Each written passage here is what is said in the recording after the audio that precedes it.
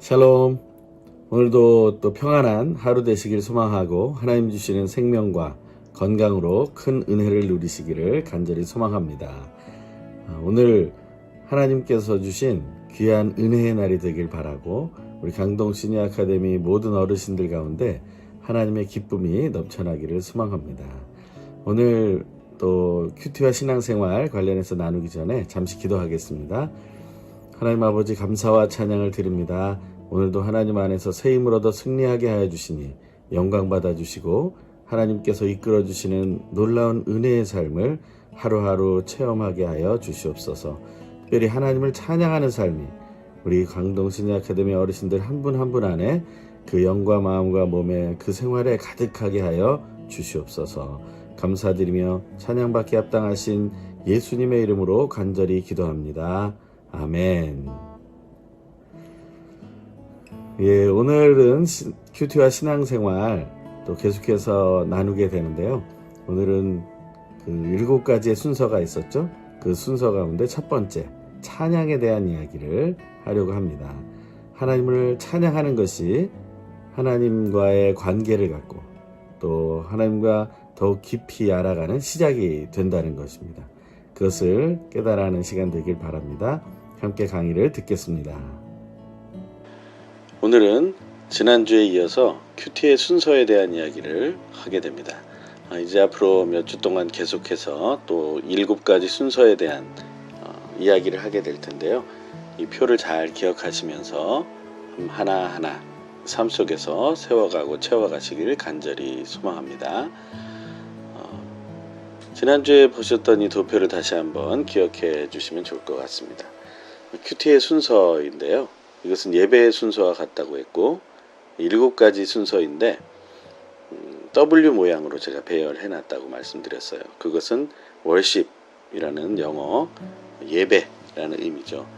예배라는 이 worship이라는 단어는 worth라는 그런 가치라는 단어에서 나왔습니다. 가치를 인정하는 것이죠. 우리가 가치를 인정받으면 행복하죠.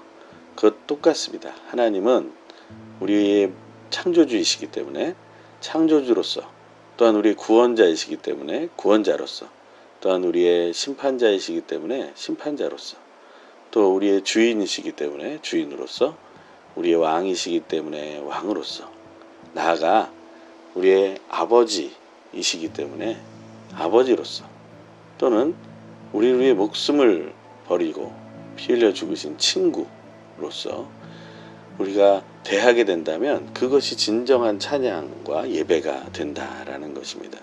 하나님을 하나님답게 섬길 수 있는 것, 그것이 바로 예배이고요. 그것이 날마다 이 quiet time, 이 경건의 생활, 또 큐티라고 하는 것을 통해서 하나님과 동행하게 되면 우리는 그것이 바로 참된 예배가 된다라는 것입니다. 그래서 큐티는 하나님과 1:1 예배 이렇게 말씀드린다고 했죠. 그것을 꼭 기억해 주시기 바랍니다. 한번 있는 자리에서 한번 따라해 보시겠어요? 큐티는 하나님과의 1:1 예배입니다. 큐티는 하나님과의 1:1 예배 시간을 갖는 거예요. 어떻게 보면 내가 살아있다면 그 시간 모두가 다 하나님과 함께하는 예배가 되겠죠. 우리가 시간을 정해놓고 하더라도 나머지 시간을 하나님 없이 보낼 수는 없잖아요. 하지만 우리가 하나님을 무시하고 보낼 수는 있죠. 예언서에 보면 하나님을 무시한 사람들에 대한 이야기가 나옵니다. 우리는 하나님을 무시하고자 예수를 믿고 또 따르는 게 아니에요. 성령 하나님으로 충만해서 사는 것이 아닙니다.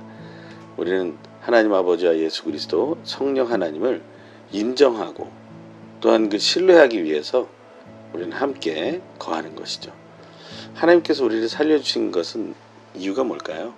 그것은 바로 하나님께서 예배받기 위한 것이고, 특별히 오늘 첫 번째 주제가 되는 찬양 받기 위해서이신 것이죠. 그리고 그 표에 보면 읽기와 묵상과 기록과 적용이라는 4가지의 큰 줄기가 있는데요. 대부분 시간이 이 읽기와 묵상과 기록 적용에 사용되게 될 겁니다. 하지만 그럼에도 불구하고 이것은 동시에 진행된다는 사실을 우리가 기억하시면서 우리가 찬양 시간, 또 시작하는 기도 시간, 마무리하는 기도 시간은 따로따로 다 있어야 하지만 읽기와 묵상 기록 적용은 동시에 진행될 수 있다는 것을 꼭 기억해 주시기 바랍니다. 그 다음 그림을 보시면 이제 큐티의 순서 첫 번째 찬양에 대한 이야기입니다. 찬양은 말 그대로 하나님을 높이는 것이죠. 한번 거기 첫 번째 문장 읽어볼까요? 시작. 큐티를 시작할 때 먼저 하나님을 찬양함으로써 시작합니다. 네, 큐티를 시작할 때 먼저 하나님을 찬양함으로써 시작을 해야 된다는 거예요. 이것은 무엇을 의미합니까? 이것은 하나님을 높일 때 하나님과 만나기 쉽다는 거예요. 우리가 어떤 사람을 만나서 무언가를 나누고 싶은데 그 사람을 자꾸 비하하고 함부로 대하고 또 종처럼 부리려고 한다면 그 대상이 얼마나 좋지 않은 마음을 가지고 와서 대하겠습니까? 어떤 얘기를 해도 듣지 않겠다라는 결심을 하고 올지도 모르겠습니다. 하지만 우리가 하나님이라는 나의 창조주여, 나를 죄로부터, 거짓으로부터, 죽음으로부터 구원하실 분에게 함부로 할 수 없죠. 우리는 하나님을 높여드리는 것입니다. 우리가 주변의 삶을 살펴보면 동네의 무당이나 뭐 이런 신을 섬기는 어떤 존재들이 있죠. 그런 사람을 대할 때 어떻게 대하려고 합니까? 많은 사람들이요, 더 정결하게 대하려고 하고 그를 또 존귀히 여기려고 하고, 만약에 뒤에서 뭐라고 수근거리더라도 그 앞에 가서는요 그냥 낮아져서 그를 높여야 하는 것이, 이 세상 신들도 그것을 필요로 합니다. 하지만 만왕의 왕이시고 만주의 주이시고 또 이 땅의 모든 신들의 신이신 그런 하나님을 만나는데 우리가 어떻게 만나야겠어요? 우리가 더 납작 엎드려서 나아가는 것이죠. 그것이 우리가 해야 할 아주 중요한 찬양의 모습이다라는 것입니다. 그러면 찬양은 어떤 찬양을 해야 됩니까? 라는 거죠. 두 번째 문장 읽어보죠. 시작. 찬양으로 고백하는 내용은 하나님의 이름, 성품, 행동이 구체적으로 드러나 있는 것이 좋습니다. 하나님을 찬양하는 고백은요, 우리가 단순한 노래라고 생각하시면 안 됩니다. 그 노래는 또 하나의 찬양의 방법일 뿐인 것이죠. 만약에 노래 악보를 알지 못하거나 음을 잘 맞히지 못한다거나 박자를 맞힐 수 없는 그런 경우에는 어떻게 하시겠어요? 그러면 찬양하지 못하는 것인가요? 그렇지 않습니다. 그냥 우리 입에서 하나님을 높여드립니다 라고 말하는 그 순간 하나님은 높임 받으신다는 거예요. 우리는 어떠한 자세에서, 어떠한 상황에서, 어떠한 형편에서 찬양할 수 있습니다. 하나님께 영광 돌릴 수 있다는 것이죠. 그것이 우리에게 놀라운 은혜가 된다는 사실을 알게 되기를 간절히 바랍니다.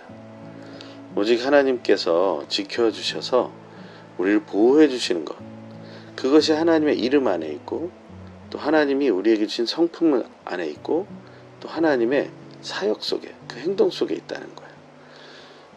어떤 사람은 이렇게 찬송했죠. 참 아름다워라 주님의 세계는.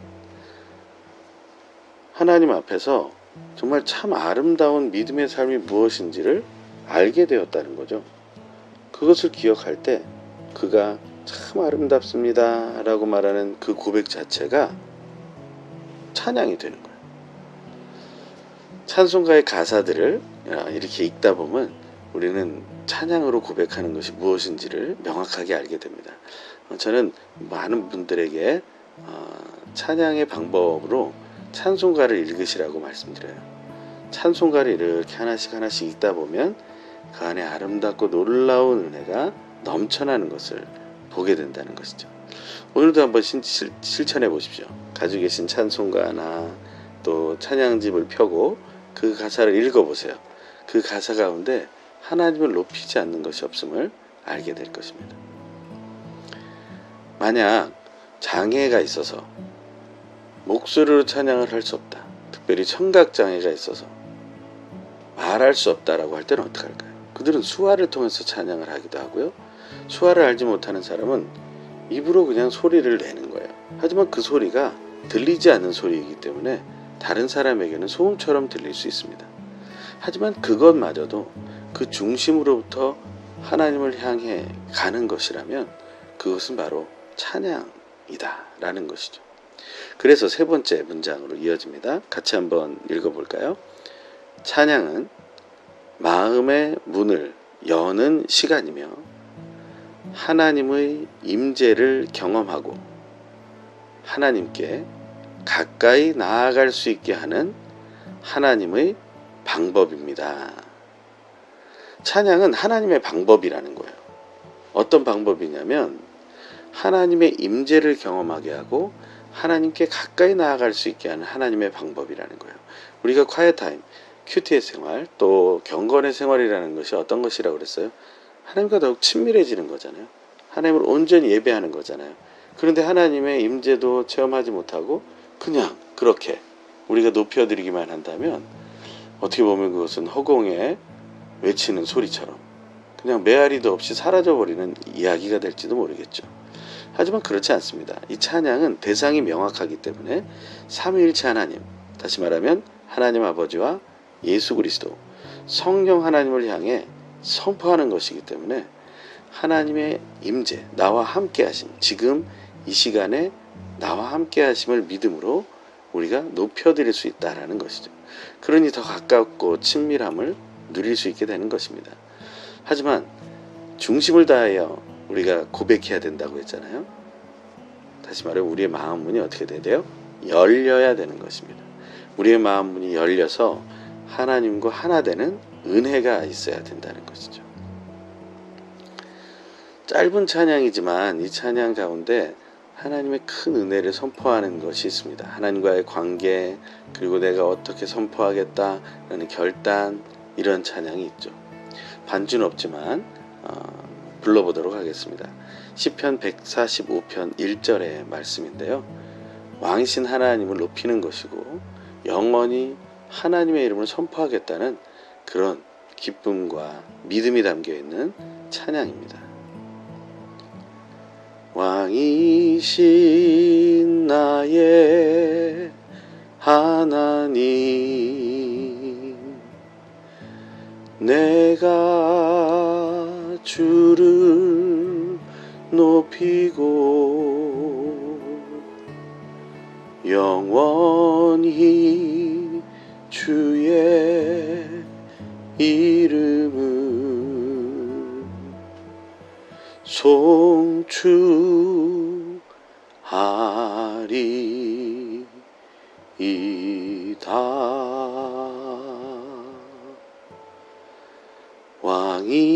왕이신 나의 하나님, 내가 주를 높이고 영원히 주의 이름을 송축하리이다.